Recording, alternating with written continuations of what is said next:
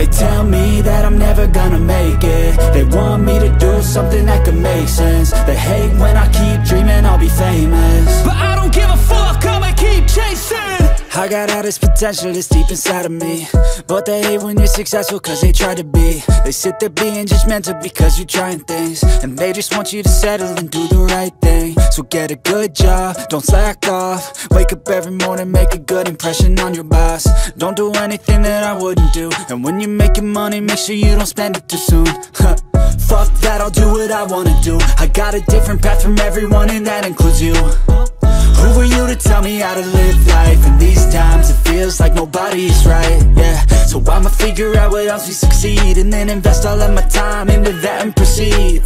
I need whatever the hell could make me happy, and I don't think you have a clue what could that be. They tell me that I'm never gonna make it. They want me to do something that could make sense. They hate when I keep dreaming I'll be famous, but I don't give a fuck, I'ma keep chasing.